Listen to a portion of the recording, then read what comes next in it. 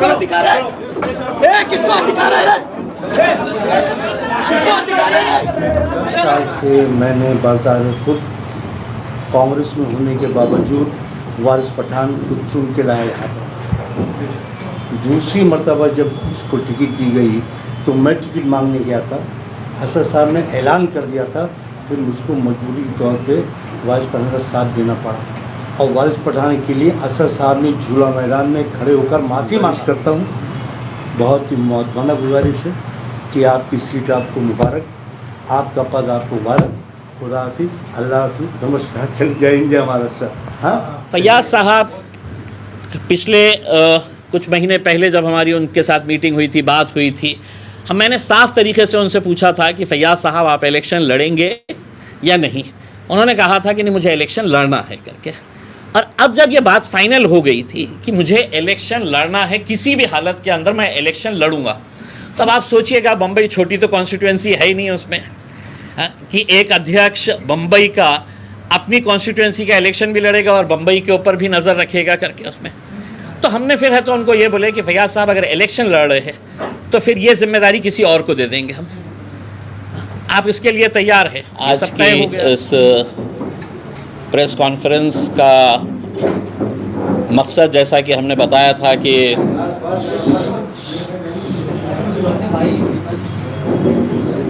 कुछ political developments, ख़ास तौर से महाराष्ट्र के अंदर आने वाले 2-3 महीनों के अंदर मजलिस इत्तेहादुल मुस्लिमीन का क्या प्लान ऑफ एक्शन रहेगा, इन सब बातों को आपसे शेयर करने के लिए यहाँ पर हम आए हुए हैं। इससे पहले कि मैं आज की प्रेस कॉन्फ्रेंस से एक बात मैं पहले आप लोगों को बताना चाहता हूँ कि हमने अपने तौर के ऊपर इंडिया अलायंस के साथ हमने अलायंस की पेशगी की है। हमने कहा है कि अगर भारतीय जनता पार्टी को दूर रखना है, और अब तो एकनाथ शिंदे साहब की शिवसेना जिस तरीके का रोल प्ले कर रही है हमारे साथ, अब हमारे नबी करीम सल्लल्लाहु अलैहि वसल्लम के ख़िलाफ़ भी जिस तरीके के बयानबाजी चल रही है और उसकी तायीद करने के लिए मुख्यमंत्री ख़ुद आते हैं और उनकी पीठ थपथपाते हैं, तो सोचिएगा आप कि हम किस तरफ जा रहे हैं, हमें किस तरीके से हमारे साथ खेला जा रहा है। ये प्रपोज़ल हमने लोकसभा के इलेक्शन के टाइम पे भी दिया था, लेकिन उनके तरफ से कोई प्रतिसाद आया नहीं था। अभी फ़िलहाल हमने दोबारा और आज फिर से एक मरतबा आपके ज़रिए हम ये पैगाम ये तीनों पार्टीज़ को देना चाहते हैं, शरद पवार साहब को, कांग्रेस को और शिवसेना को, कि हमें अगर भारतीय जनता पार्टी को दूर रखना है तो कहीं ना कहीं हमें भी कुछ समझौते करने पड़ेंगे करके। लेकिन अभी तक इनका कोई ये नहीं आया है, कोई रिस्पांस नहीं मिला है। हालांकि नीचे स्तर के ऊपर बहुत सारे लोग ये चाहते हैं कि हर तरह का गठजोड़ करके भारतीय जनता पार्टी और एकनाथ शिंदे, अजीत पवार को सत्ता से दूर रखा जाए करके उसमें। अभी बम्बई की यूनिट के ताल्लुक़ से आप लोग अच्छी तरीके से जानते हैं, 15 अगस्त के दिन एक बहुत अच्छी तिरंगा रैली यहाँ पर हमारे मुंबई के जो सदर है फैयाज़ साहब, उन्होंने निकाले थे। बहुत कामयाब रैली वो रही थी और आपने देखे होंगे वीडियो के अंदर। आइए फैयाज़ साहब, वीडियो के अंदर पूरे बम्बई के अंदर इतना बड़ा माहौल तैयार किया गया था फैयाज़ साहब के ज़रिए कि तिरंगा रैली बहुत ही कामयाब तरीक़े से, मैंने ख़ास तौर से फैयाज़ साहब को मुबारकबाद दिया फ़ोन करके कि एक बहुत अच्छा एक मैसेज उससे गया है। आज के इस दौर के अंदर जब लोग शक की नज़र से हमें देखते हैं, मुल्क से वफ़ादारी का हमसे सवाल करते हैं, तो ऐसे मौके के ऊपर यहाँ पर जितने भी नौजवान बुज़ुर्ग सभी लोग जो मोटरसाइकिलों के ऊपर थे, गाड़ी के ऊपर तिरंगा लगाकर वो चल रहे थे। बम्बई की यूनिट पिछले कुछ सालों से फैयाज़ साहब जो है इसकी कमान संभाले हुए थे। अल्हम्दुलिल्लाह बहुत अच्छे तरीक़े से उन्होंने काम किए और आगे भी यही उम्मीद है कि इस तरीक़े से, जिस तरीक़े से मजलिस को हम आगे बढ़ाना चाहते हैं, उसमें फ़ैयाज़ साहब का एक रोल रहेगा। फ़ैयाज़ साहब ने ये ख्वाहिश ज़ाहिर की थी कि मुझे भी इस बार तबा इलेक्शन लड़ना है करके, तो हमारे लिए एक बहुत बड़ा एक दुविधा ये हो गई थी कि हमारा सदर है, मुंबई की पहचान है, मुंबई की शनाख्त है।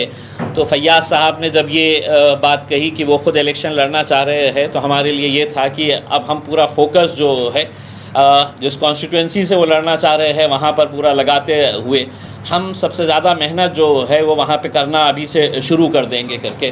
तो फ़ैयाज़ साहब के रज़ामंदी से और उनके साथ चर्चा करके ये ओहदे से जो मुंबई प्रेसिडेंट की जो पोस्ट थी वो उन्होंने छोड़ते हुए उनका भी ये है कि हम पूरा फोकस जो है वो आने वाले वक्त के अंदर अपनी कॉन्स्टिट्यूंसी के ऊपर हम लगाएं करके, क्योंकि इस मरतबा हमें पूरा यकीन है कि अगर सही तरीक़े से अगर इलेक्शन अगर हम लड़ेंगे तो मुंबई के अंदर भी बहुत अच्छे नतीजे इंशाल्लाह हम लेकर आएंगे, और उसमें जो हमारे कामयाब उम्मीदवार रहेंगे उसके अंदर फ़ैयाज़ साहब का भी एक रहेगा करके।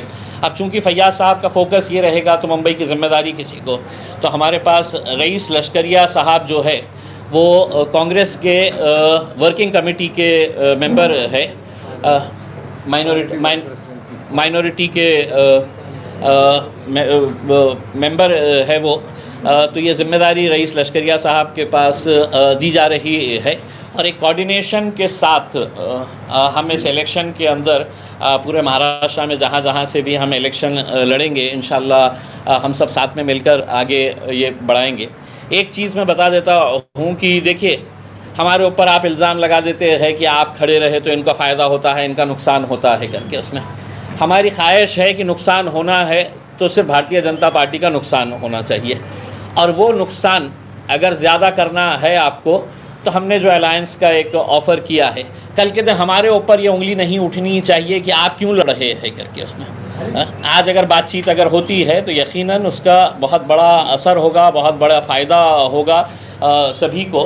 तो इंशाल्लाह यही बात को लेकर अगले कुछ दिनों के अंदर असद साहब अपने तौर के ऊपर जहाँ जहाँ पर भी जो भी कैंडिडेट्स लड़ेंगे, तो पार्टी का एक सिस्टम रहा है कि भले ही मैं महाराष्ट्र का सदर हूँ, अहमद बलाला साहब जो है वो हैदराबाद में एमएलए है मजलिस के, मुंबई की ज़िम्मेदारी भी आप देखे हैं पिछले 2-3 इलेक्शंस के अंदर।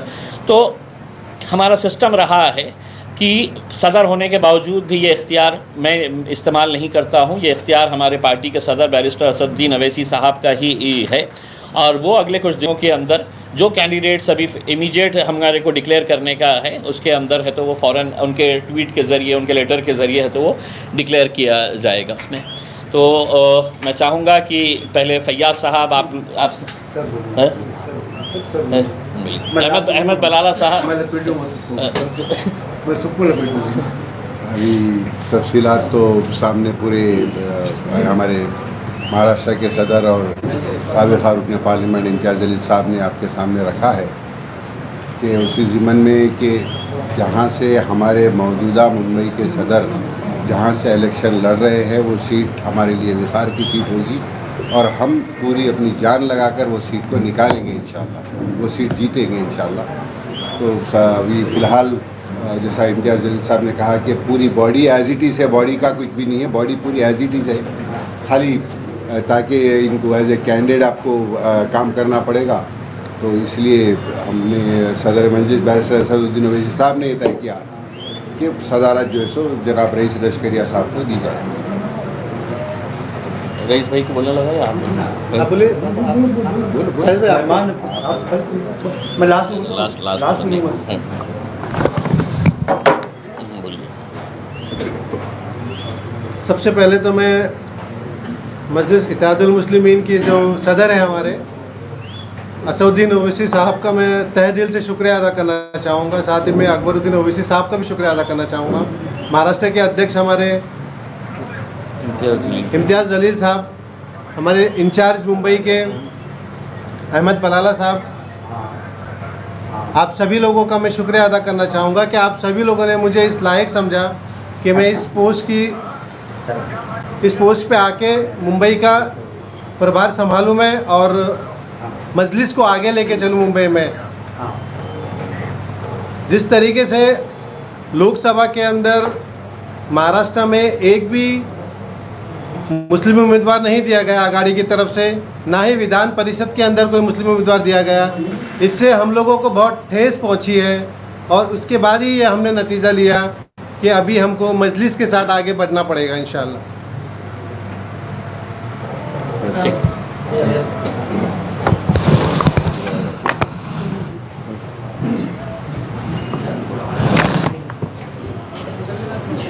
सभी साथियों को नमस्कार, अस्सलाम वालेकुम।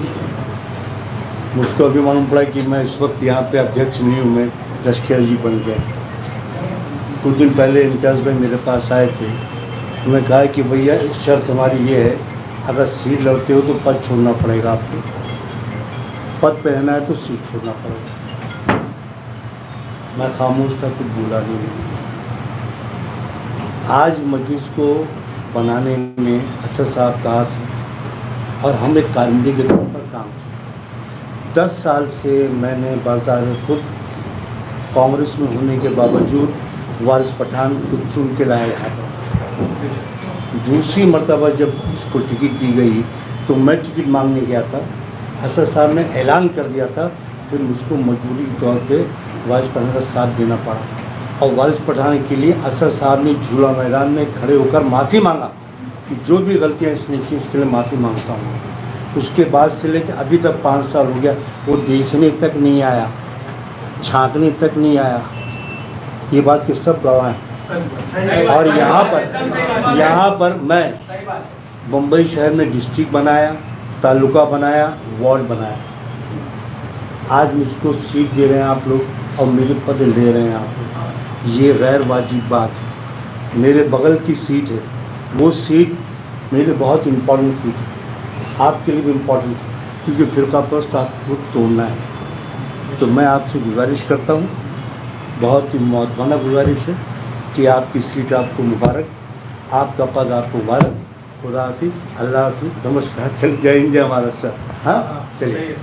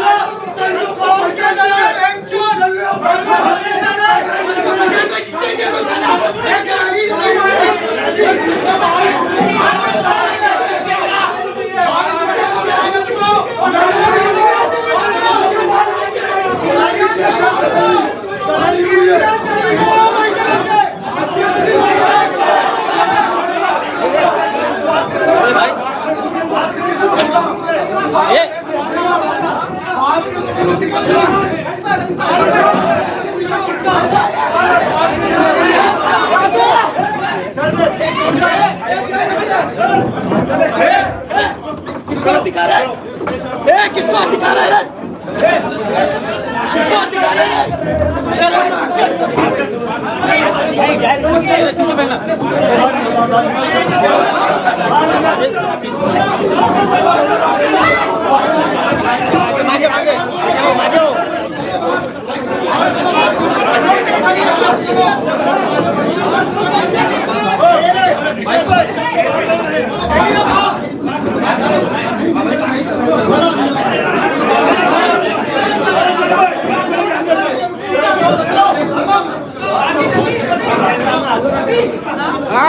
अरे बैठो।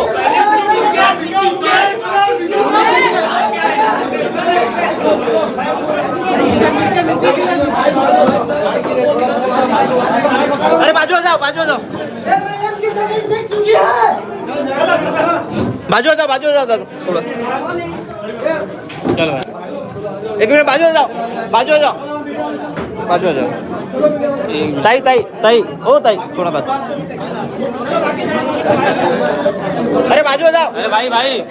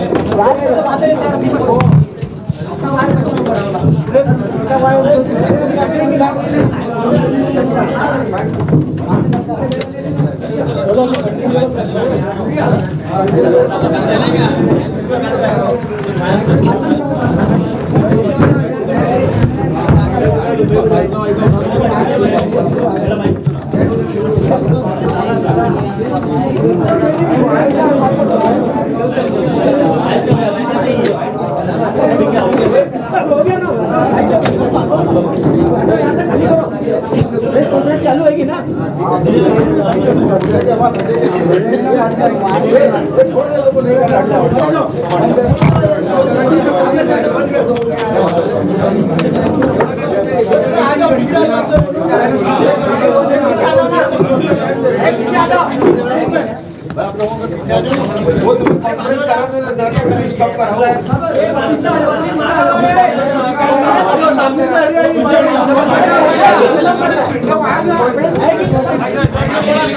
मटा मटा मटा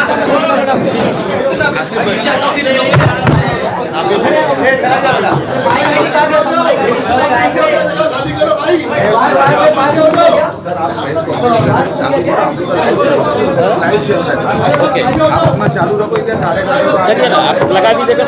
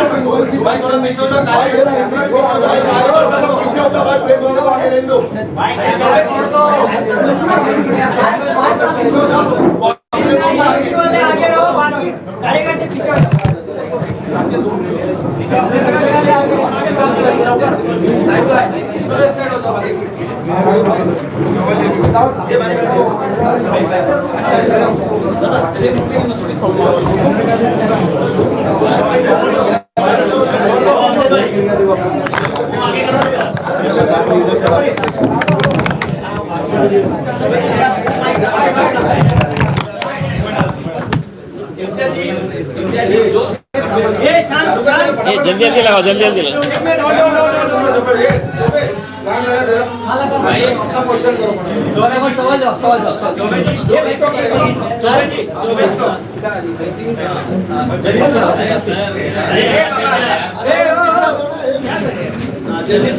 भाषा एकंदरीत जो हा प्रकार झाला याची बॅकग्राऊंड काय होता, एकंदरीत काय वाटतं तुम्हाला? काय आहे की एका पदावर एक माणूस असतो, ते अनेक वर्ष काम केलेले आहे. मी त्यांच्या येण्याच्या अगोदरच सांगितलं होतं की त्यांनी काम चांगलं केलेलं आहे. पण असं नाही आहे की एक माणूस जीवनभर तोच अध्यक्ष राहणार, तोच पदाधिकारी राहणार, असं का होत नाही. पार्टीमध्ये बदलाव होत असतं.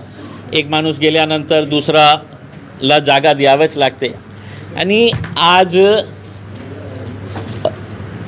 समजा आमचे जे अध्यक्ष होते फैयाज साहब, त्यांनी आम्हाला हे सांगितलं असतं की मला निवडणूक नाही लढायची, कदाचित आम्ही हे त्यांना बदललेच नसते. पण तुम्ही सांगा की मतलब मुंबई इतकं मोठा रिजन, आमची तर अशी एक प्लॅनिंग होती की मुंबईमध्ये 2-3 अध्यक्ष आपण करावा, कारण एका अध्यक्षाकडून इतकं सारा मुंबई कवर होत नाही. तर अशा परिस्थितीमध्ये त्यांनी सांगितलं की मला इलेक्शन लढायचं आहे, तर आम्ही इमिजिएट होकार दिलं. आम्ही असं नाही सांगितलं की तुम्हाला कोणती कॉन्स्टिट्युएन्सीवर लढायचं आहे. आम्ही त्यांना सांगितलं, मी अनेकदा त्यांच्याशी पर्सनली भेटलो आणि आज नाही, मी मागच्या 1-1.5 वर्षापासून हे बोलत होतो की साहेब तुम्ही अध्यक्ष आहे, अध्यक्ष या नात्याने तुम्ही इलेक्शन लढायलाच पाहिजे. तुम्ही कॉन्स्टिट्युएन्सी निवडा कोणती कॉन्स्टिट्युएन्सीवर तुम्हाला इलेक्शन लढायचं आहे. आता त्यांनी आम्हाला जेव्हा हे फायनली सांगितलं की नाही मला इलेक्शन लढायचंच आहे, मग पार्टीचे अध्यक्ष असदुद्दीन अवैसी साहेबांनी डिसाईड केलं की आपल्याकडे टाईम जास्त नाही आहे, ते पूर्ण मुंबई बघणार आणि दुसऱ्या साईडला ते आपल्या कॉन्स्टिट्युएन्सीलाही आपण बघणार. म्हणजे जे कॉन्स्टिट्युएन्सी त्यांना लढायचे होते आम्ही त्यांना ओपन ऑफर केलं होतं. आणि अशा प्रकारे जेव्हा सगळं काही डिसाईड झालं होतं, पार्टीच्या अध्यक्षांसोबत त्यांची बोलणी झाली होती. काल मी पण बोललो, बलाला साहेबांनी बोलले, असद साहेबांनी त्यांच्याशी हे केले. आणि त्याच्यानंतर इथे येऊन मी राग समजू शकतो की उद्या समजा माझ्या शहराच्या मी कोणत्या एका अध्यक्षाला चेंज केलं. माझ्या औरंगाबाद शहरामध्ये मी जिल्हा अध्यक्षाला सांगितलं की बाबा आपल्याला जे परफॉर्मन्स पाहिजे होता ते परफॉर्मन्स मिळाला नाही, आपण रेजिग्नेशन द्यावं. तुरंत त्यांनी 1 मिनिट न लावता रेजिग्नेशन दिलं आणि त्यांनी सांगितलं की साहेब मी एक कार्यकर्ता म्हणून काम करेल. आता लोकांची एक भावना जुळलेली असते की साहेब माझा अध्यक्ष आहे, त्यांना कशाला तुम्ही चेंज करता. भाई आज तर खरी गोष्ट हे आहे की इम्तियाज जलीलने चांगलं काम नाही केलं तर उद्या बहुतेक असं साहेब मलाही चेंज करतील आणि चेंज करायला पाहिजे. आता त्यांनी निवडणूक नाही लढली असती तर आम्ही त्यांना चेंज केलंच नसतं. त्यांना लढायचं होतं म्हणून आम्हाला हे स्टेप घ्यावं लागलं. आणि जे काही घडलेलं आहे मला असं वाटत नाही की त्याच्यामध्ये खूप हे आहे. त्यांचा एक स्वाभाविक राग होता, त्यांचे फॉलोअर्सचा राग होता. आम्ही पुन्हा त्यांच्याशी बसू, चर्चा करू आणि काय तोडगा निघतील त्याच्यामध्ये आपण बघू. पण याची रिपोर्ट जे आहे ते ओवैसी साहेबांना आम्ही देणार, कारण ते आत्ता पण आमची बोलणी झाली होती ओवैसी साहेबांची. आम्ही तर एक कार्यकर्ता म्हणून काम करतो त्यांचे. तर जे काही घडलेलं आहे दुर्दैवी प्रकार आहे मला असं वाटतं. देखिए आज लिए अगर हमने पद लेके ये बोले होते कि नहीं आप इलेक्शन भी नहीं, ये इख्तियार किसके पास है?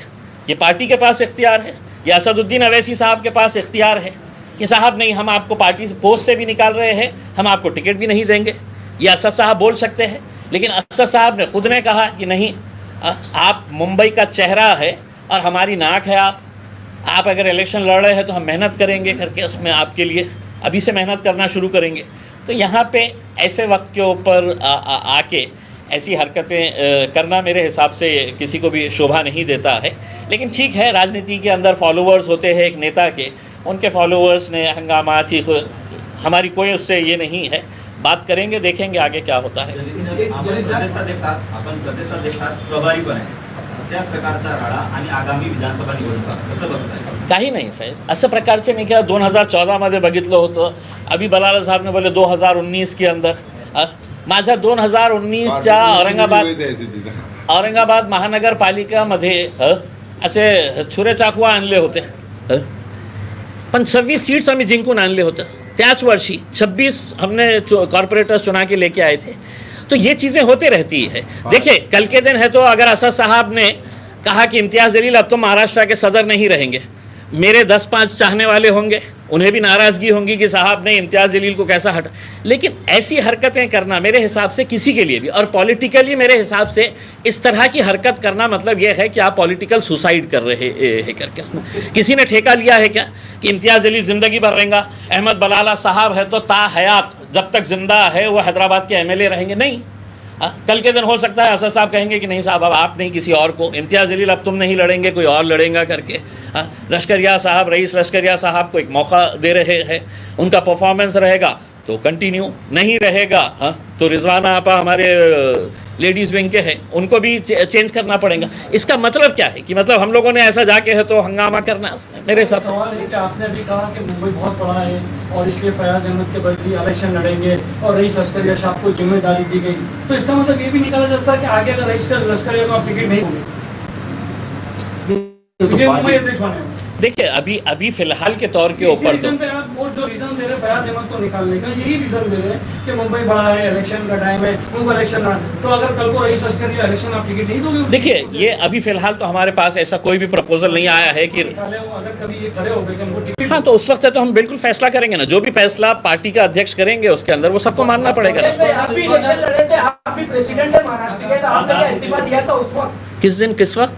आप इलेक्शन MP का लड़ रहे थे तो आप भी महाराष्ट्र का प्रदेश अध्यक्ष थे, आपने भी तो इस्तीफा नहीं दिया, तो आज मैंने सुनिए, मैंने दूसरे दिन है तो असद साहब को मैंने ये किया, ये असद साहब का बड़ापन है, असद साहब का यकीन है कि उन्होंने कहा था कि नहीं आपको कंटिन्यू करना है. मैंने उनको यही कहा था कि असद साहब मैं अगर अपने गढ़ को अगर कमज़ोर करके पूरे महाराष्ट्र को मजबूत करने, तो असद साहब उसके लिए तैयार नहीं हुए थे उसमें. और देखिए मतलब कोई ये नहीं है उसमें सियासत के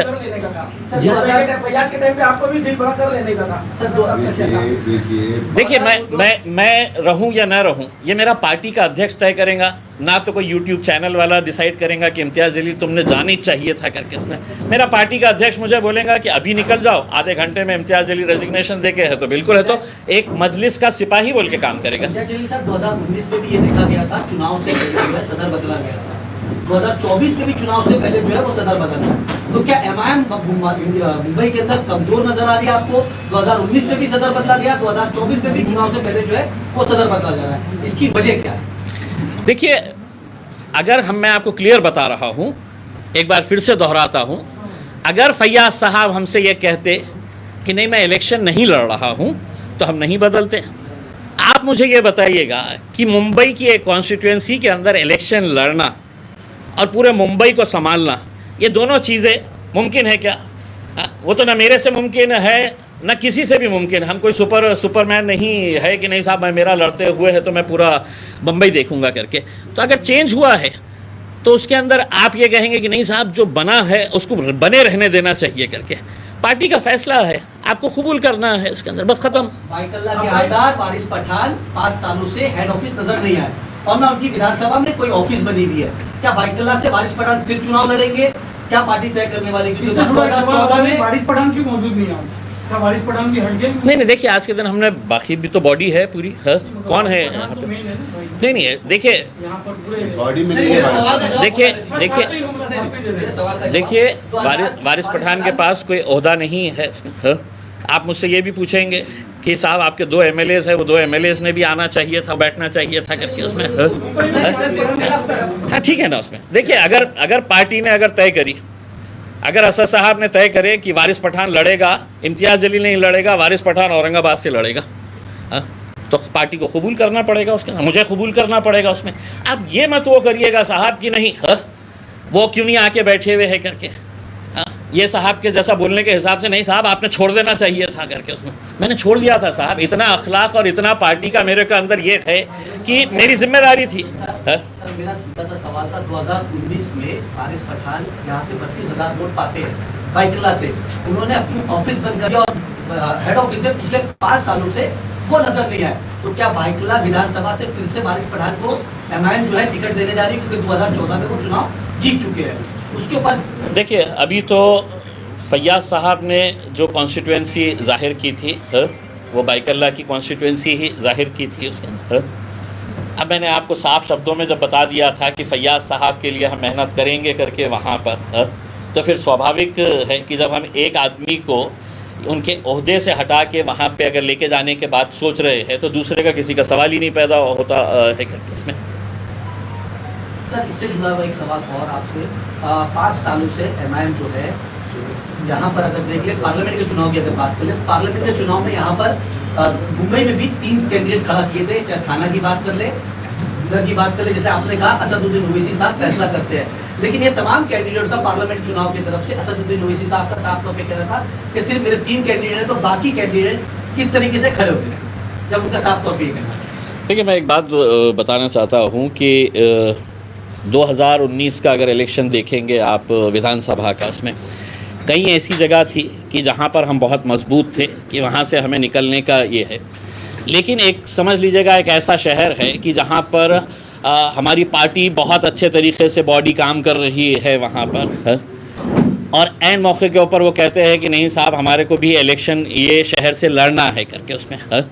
तो पार्टी को ज़िंदा रखने के लिए कई जगह के ऊपर हमारे को भी ये फैसला करना पड़ता है कि साहब आपका केडर है, मेहनत कर रहा है, हम ये जानते हुए कि साहब ये सीट हमारी यहाँ पर इतनी मजबूत नहीं है उसमें। लेकिन पार्टी के केडर को हमने क्या बोलना कि नहीं साहब अब आप जाइए, अब आप तो शिवसेना को दे दीजिएगा, भाजपा को दे दीजिएगा, कांग्रेस को दे दीजिएगा, ऐसा नहीं होता है उसमें। तो मेरे हिसाब से जो भी टिकट दिया गया है, AB फॉर्म जब रिलीज़ होता है तो वो AB फॉर्म के ऊपर सिर्फ 2 ही लोगों के सिग्नेचर होते हैं पूरे हिंदुस्तान के अंदर। एक बैरिस्टर असदुद्दीन ओवैसी साहब वो AB फॉर्म इशू करते हैं, या दूसरे जो पार्टी के जनरल सेक्रेटरी है अहमद पाशा खादरी साहब, उनके सिग्नेचर से। अब आप बोलेंगे कि नहीं साहब उन्होंने तो दिया ही नहीं है करके, तो फिर कोई उड़ के तो नहीं आया होगा AB फॉर्म उसके अंदर, असद साहब ने ही दिया। सर इसके अंदर पार्टी को नुकसान भी हुआ, आपके 2 नगर सेवक हुआ करते थे, एक नगर सेवक जो है वो शिंदेगढ़ पे चला गया और इसी कैंडिडेट की वजह से एक नगर सेवक ने अपनी पार्टी छोड़ दी। भाई साहब आप हमारे 2 कॉर्पोरेटर का हिसाब ले रहे हैं, पूरी की पूरी पार्टियां जाके एक दूसरे के गोद में बैठ जा रही है, उनका कोई हिसाब नहीं है। कभी आप सेक्युलर पार्टी के नाम के ऊपर अजीत पवार उनके गोद में जाके बैठ गए, कोई वो नहीं है। Congress NCP secular secular secular बोल बोल के है तो हमारे वोट हासिल करती गई, शिवसेना के गोद में जाके बैठ गई, बदनाम हम ही। आप कैंडिडेट अप्लाई तो करिए, आपको भी मिलेगा टिकट उसके अंदर। एक पत्रकार भी MP बन सकता है, मैं जिंदा मिसाल हूँ साहब उसका। ऐसा माना जाता है कि अहमद बलाला जब महाराष्ट्र में आते हैं, मुंबई में आते हैं, तो समझ में आता है कि इलेक्शन की डेट है, लोग मैं आने से इलेक्शन का पता नहीं चलता। में हलचल हो जाती है कि अहमद बलाला को अभी इलेक्शन में कोई महाराष्ट्र में होने वाला है। इलेक्शन करीब आया तो ही मैं आता हूँ, मैं आने से इलेक्शन डिक्लेयर नहीं होता, इलेक्शन करीब आने पर ही मैं आता हूँ यहाँ।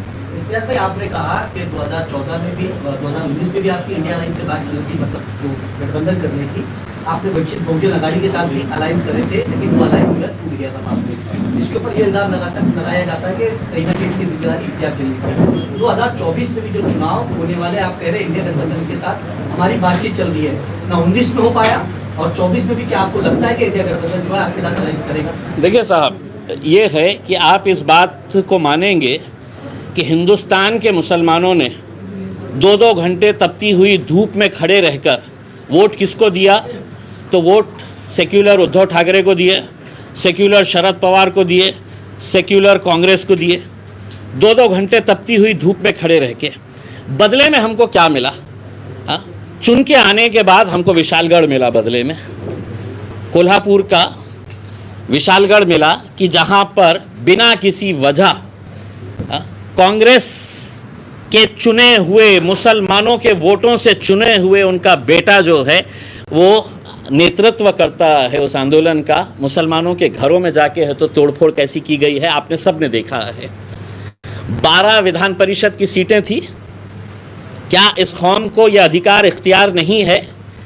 क्या आपने इस कौम का एहसान चुकाना नहीं चाहिए कि भाई पूरे हिंदुस्तान के अंदर तुम लोगों ने हमें वोट देकर भारतीय जनता पार्टी को हराया है, हमारे ऊपर यकीन जताया है, 12 में से एक MLC बना देते, किसी को भी बना देते। MIM का तो नहीं हम मांग रहे थे कि साहब हमको बनाइएगा करके MLC। आपकी पार्टी के अंदर आपके पास इतना कोई लायक काबिल ऐसा कोई MLA MLC बनने के लायक नहीं था। लोकसभा के इलेक्शन के अंदर वोट आपको चाहिए। इकलौता एक मुस्लिम MP पूरे महाराष्ट्र के अंदर ही नहीं, 8 राज्य थे, 8 जहां पर एक भी मुस्लिम MP नहीं है। अकेला इम्तियाज जलील इन 8 राज्यों के अंदर, उसको हराने के लिए आप पूरी ताकत लगा देते हैं, हमारे वोट लेकर चले जाते हैं। ये कहाँ का इंसाफ है? पार्लियामेंट के अंदर जब वक्फ का बिल आता है, 9 आपके MPs पार्लियामेंट के अंदर मौजूद रहते हैं, लेकिन जब बिल आता है, बिल के ऊपर चर्चा होने की बात होती है तो आप निकल जाते हैं बाहर। ये आप एहसान चुका रहे हैं। और मेरी इन पार्टियों से शिकायत नहीं है, उन मुसलमानों से शिकायत है जिन्होंने ये कहकर इम्तियाज जलील को हराया कि नहीं साहब बीजेपी को हराना है तो इम्तियाज जलील को वोट नहीं देना, शिवसेना को डालना पड़ेगा करके। तीसरे नंबर पर आई शिवसेना। 2 सवाल सर, जैसे आपने कहा वक्त वोट को लेके, वक्त की लेके, तो उनको ठाकरे ने कहीं ना कहीं क्लियर किया कि वक्त की जो क्या, जमीन है, देखिए सुनिए, मैं पार्लियामेंट जाके आ चुका हूँ। मैं पार्लियामेंट के अंदर जो शब्द बोले जाते हैं, एक के एक लफ्ज़ को रिकॉर्ड किया जाता है। आप जिस जगह के ऊपर हमने आपको भेजे तो वहाँ पे आप मुंह पे उंगली रख के तो निकल गए। आपको पार्लियामेंट भेजा क्यों गया था?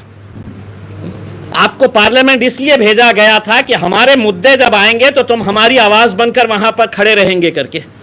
तुम कहेंगे कि नहीं साहब उद्धव ठाकरे तो साहब देखिए ना जलसे में बोला, बहुत बड़े जलसे के अंदर बोला। पार्लियामेंट के अंदर रिकॉर्ड होता है ये सब चीज़। पार्लियामेंट के अंदर ये रिकॉर्ड होना चाहिए था कि शिवसेना उद्धव ठाकरे ने भी इसका विरोध किया है करके। उसमें तो क्या लगता है आने वाले वक्त में शिवसेना जो है बिल का विरोध करती भी आपको पार्लियामेंट में? मुझे नहीं मालूम है साहब, उनसे ज़्यादा जो उनकी पैरवी करने वाले लोग हैं, सेक्युलरिज्म को ज़िंदा रखना है तो साहब हमको ख़त्म कर दो, उनको ज़िंदा रखो, वो लोगों से जाके सवाल पूछिएगा। इम्तियाज जलील आने वाला विधानसभा का चुनाव औरंगाबाद से लड़ने के लिए टिकट दे दिया अगर कोई तो लड़ लेंगे साहब। देखिए मैंने साफ तौर के ऊपर ये बताया है कि हमारा इनिशियल जो है वो 30-40 सीटें अभी हम लोग सर्वे कर रहे हैं। अब अगर इसके अंदर 8 दिन 10 दिन के अंदर अगर ये कुछ फैसला करते हैं कि साहब ठीक है हम MIM को भी साथ में ले लेंगे, अब तो वो बात भी नहीं रही ना कि नहीं साहब हम तो बहुत सेक्युलर है करके। ये दोनों तो सेना के साथ चले गए तो उसी दिन हमको समझ में आ गया। तो अब अगर कांग्रेस तेलंगाना के अंदर MIM साथ में है अभी, तो यहाँ पे क्या परहेज है? हमने अगर उनके तरफ से अगर कुछ ऑफर आता है, आपने स्टार्टिंग बात शुरुआत की, ये कहीं ना कहीं ऐसा बहाना माना जाता है कि भाई आपको ज्वाइन नहीं करना है, नहीं पहले ऐसे मान लो नहीं सुनिए सुनिए नहीं साहब देखिए हमारी जितनी ताकत है हम उतनी ही बात करेंगे, वरना मुझे 288 सीटें लड़ने से कोई नहीं रोक सकता है। मेरी पार्टी है, मैं 288 सीटें लड़ा तो कौन रोक सकता है मुझे बताइएगा। हाँ, आप इल्ज़ाम तो वैसे भी देने वाले हैं हमारे ऊपर। हम ये कह रहे हैं कि साहब हम हमारे तौर के ऊपर इतने सीटों के ऊपर हम ये कहेगा कि नहीं साहब अब हम ये 30-40 सीटों के ऊपर, अगर उन 30-40 सीटों के अंदर हमको लगता है कि साहब ये 10 सीटें हैं जिसके ऊपर हमको लड़ने का है, हम मजबूत है करके, आप अगर हमको लेना चाहते हैं तो आप हमको बोलिएगा कि हम चलिए ठीक है हम बैठते हैं, आपस में बैठते हैं। आप हमको बोलिएगा कि नहीं हम आपको 2 देंगे, 4 देंगे, 5 देंगे, 10 देंगे करके उसमें। लेकिन आप बोलेंगे कि नहीं साहब इनका वोट चाहिए मेरे को, लेकिन इम्तियाज़ जलील मेरे बाजू में आके बैठना नहीं करके, क्योंकि ये कौम का काम तो साहब सिर्फ वोट देने का है उसमें। रईस लश्करिया MLA बन ही नहीं सकता है। रईस लश्करिया को मैं वर्किंग कमेटी का मेंबर बना डालूंगा, उसी के अंदर खुश रहना। हमारी ये सोच है साहब कि अब मुसलमानों ने ये फैसला करना है कि MP भी हमारा होना, MLAs भी हमारे होना करके। बस आपको है तो सिर्फ मुत्तहिद होने की ज़रूरत है। मुत्तहिद होइए और आप देखिएगा कि अगर पूरे के पूरे अगर एक साथ मिलकर आए तो कितने सीटें आप निकाल सकते हैं। अगर आपका इंडिया अलायंस नहीं बनता, महाराष्ट्र में क्या तीसरा फ्रंट जो है वो खड़ा हो सकता है, जो कि तीसरे देखिए, की भी जो है लगातार चर्चा। देखिए, राजू शेट्टी साहब मेरे पास आए थे, बातचीत हुई है, चर्चा हुई है। बच्चू कडू साहब ने भी बताया है कि ये करेंगे करके। कल औरंगाबाद में और 2 अलग पार्टी के जो जिम्मेदार हैं वो आने वाले हैं मीटिंग करने के लिए। देखिए, हम ये चाह रहे हैं कि पहले वो लोग एक साथ मिलकर आ जाए। हमने तो तैयार है।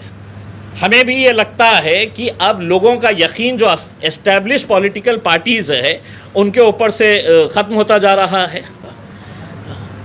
तो अगर थर्ड फ्रंट अगर एक बनता है तो यकीनन उसके अंदर हम पूरी तरीके से एक्टिवली उसका एक हिस्सा बनना चाहेंगे। लेकिन ऐसा ना हो कि कोई पॉलिटिकल पार्टी, कई पॉलिटिकल पार्टीज़ का ऐसा ये रहता है कि साहब वो अपना रेट बढ़ा लेते हैं, मीटिंग करते हैं, अपना रेट बढ़ा लेते हैं और फिर जाके है तो भाजपा की गोद में बैठ जाते हैं। तो हमने उनसे कहा कि पहले आप बैठ जाइए, आपस में साथ कर लीजिएगा, आप ये समझ लीजिएगा कि एमआईएम आपके साथ में है। प्रकाश अम्बेडकर के साथ आपकी कोई चर्चा उससे शुरू हुई है क्या 2024 के चुनाव में? नहीं, अभी तक तो कोई ऐसी बातचीत नहीं है। आता लास्ट तुम्ही इंडिया आघाडीमध्ये समावेशाची विनंती करताय एकंदरीत इंडिया आघाडीला, पण आज वेगळं चित्र मुंबईमध्ये दिसतंय। काँग्रेसचे आमदार किशन सिद्दीकी हे राष्ट्रवादीच्या अजितदादांच्या राष्ट्रवादीमध्ये प्रवेश करतील अशी शक्यता आहे। जनसन्मान यात्रेमध्ये त्यांचा समावेश होत आहे। आता साहेब, रात्री कोणासोबत झोपणार आणि सकाळी होईपर्यंत कोणत्या पक्षामध्ये जाणार हे सगळं नेत्यांच्या बाबतीत तसंच झालेलं आहे। आज आपण मंत्रालयात गेलं आणि एखादा आमदाराला भेटलं तर आपल्याला विचारावं लागतं की आता कुणाच्या सोबत आहे करके। तर अशी परिस्थिती आहे उसमें, कोण कुठे जाणार आणि येणाऱ्या 1-1.5 महिन्यामध्ये तुम्ही बघणार की या पक्षाचे। आणि तुम्ही आमदारांच्या बाबतीत बोलतो, काय गॅरंटी आहे की उद्या शरद पवार साहेब नाही जाणार? काय गॅरंटी आहे की अजित पवार साहेब पुन्हा इथे नाही येणार? काय गॅरंटी आहे की समजा एकनाथ शिंदे साहेबांना हे मिळालं नाही मुख्यमंत्रीपद, ते पुन्हा उद्धव साहेब सोबत येणार? म्हणजे काहीही शक्य आहे ना राजनीतीमध्ये। सर, एक आखिरी सवाल है मेरा कि अजीतदादा पवार की पार्टी में मुसलमान नेता गए, जैसे बाबा सिद्दीकी गए, जिशान के जाने की तैयारी है, तो ये कहीं ना कहीं बीजेपी के सपोर्ट में चले जा रहे हैं, मुसलमानों को गुमराह करके। इसके ऊपर आपको क्या कहना है? मुसलमानों को बोलो थोड़ी अपनी गैरत ज़िंदा रखो करके, थोड़ी गैरत अपनी ज़िंदा रखो। जिस नबी करीम के ख़िलाफ़, हमारे हुजूर के ख़िलाफ़ इस तरह का भद्दा कोई स्टेटमेंट देता है और वहाँ का मुख्यमंत्री आकर इस तरह की बात करता है कि तुम्हारे बाल भी हम बाका नहीं होने देंगे, बाल को भी हाथ नहीं लगाने देंगे, तो आप सोचिएगा कि ये सही मानों में ये मुसलमान है क्या जो इनके साथ आज के दिन बैठे हुए हैं। ये सवाल खुला है, उनको नाराज़गी होंगी मेरे ये से। लेकिन तुम ये बताओ कि तुम्हारी सियासत बड़ी है या तुम्हारे लिए अपने नबी करीम सल्लल्लाहु अलैहि वसल्लम बड़े? इम्तियाज़ जलील लंदन से लड़ने का सोच रहा है सर उसमें।